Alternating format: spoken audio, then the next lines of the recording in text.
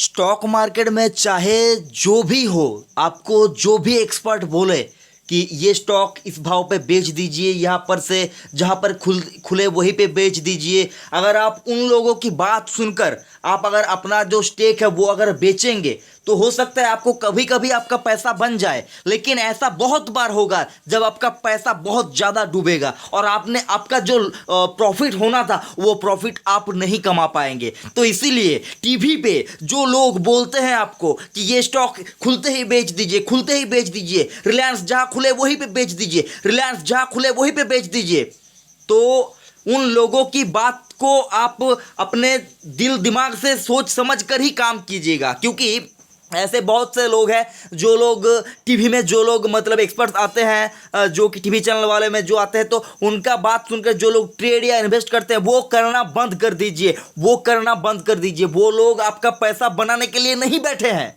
वो लोग आपका पैसा बनाने के लिए नहीं बैठे हैं। उनको अगर इतना सब कुछ पता होता तो वो लोग पैसा ही लगाते स्टॉक मार्केट में। जो किसी महान आदमी ने कहा है कि अगर किसी एक्सपर्ट को स्टॉक मार्केट के बारे में इतना ज़्यादा पता होता तो वो स्टॉक खरीद दे, ना कि जो एडवाइस है उसको सेल करते। तो बहुत से लोग हैं जो लोग रिलायंस और फेसबुक का जो डील हुआ था, वो डील होने के बाद जो मतलब रिलायंस जो गैप अप से खुला था उस दिन बहुत से लोगों ने अपने डीमैट से भी माल बेच दिया था। तो उन लोगों के बारे में सोचकर मुझे बहुत दुख हो रहा है कि उन लोगों को ये 200 रुपये का प्रॉफिट नहीं मिल पाया। तो ऐसा कभी भी नहीं करना कि किसी के बात सुनकर स्टॉक बेच दिया, ऐसा कभी भी मत करना फ्रेंड्स, ऐसा कभी भी मत करना। और इस दुनिया में ऐसा कोई एक्सपर्ट नहीं है, ऐसा कोई एक्सपर्ट नहीं है जिसको स्टॉक मार्केट के बारे में सब कुछ पता है। कोई भी नहीं है फ्रेंड्स, कोई भी नहीं है। आपको पता है, आपको जो ये वीडियो देख रहे हैं आपको पता है, आपको डिसाइड करना है। पैसा आपका है, लॉस हुआ तो आपको बुक करना होगा और प्रॉफिट हुआ तो प्रॉफिट आपका होगा। तो आप लोगों के बात क्यों सुनते हैं, मुझे ये समझ में नहीं आता, लोगों की बात क्यों सुनते हैं आप। अगर आप देखें, रिलायंस ने एक महीने में 57% के आसपास की तेजी दिखाई है, एक महीने में 57% की तेजी दिखाई है।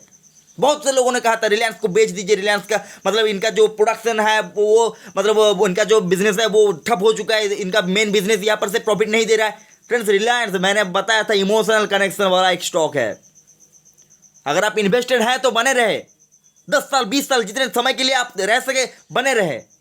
अगर आपने किसी स्टॉक को डीमेट में डाल के रखा है तो उसको बेचने से पहले, उसको अपने डीमेट से अलग करने से पहले 200 बार सोचे, 200 बार सोचे।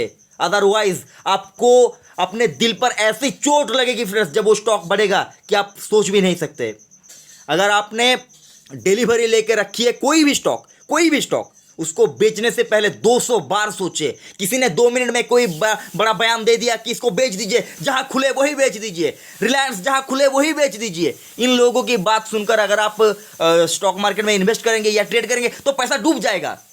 आपका पैसा अगर डूबा तो उनका क्या जाता है, फ्रेंड्स, क्या जाता है उनका, कुछ नहीं जाता उनका। तो उनकी बात सुनकर स्टॉक मार्केट में इन्वेस्ट मत कीजिए। अगर आपको उसके बाद भी लगता है कि वो लोग बहुत जानते हैं तो आप लगाइए पैसा उनके बात सुनकर।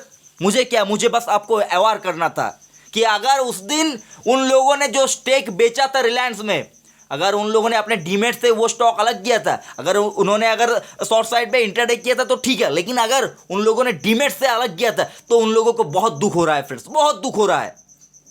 तो ये दुख आपको आगे आने वाले टाइम पे ना हो, इसीलिए मैं कहता हूं अगर आपके डीमेट में कोई स्टॉक पड़ा है तो उसको बेचने से पहले 200 बार सोचे। ज़्यादा कुछ नहीं बोलूंगा फ्रेंड्स। अगर वीडियो आपको ज़रा से भी अच्छा लगता है तो एक बड़ा सा लाइक करना, बेकार लगे तो डिसलाइक कीजिए, और चैनल सब्सक्राइब नहीं किया तो अगर आपको लगता है इस चैनल को सब्सक्राइब करना चाहिए तो जरूर करना। Thank you friends.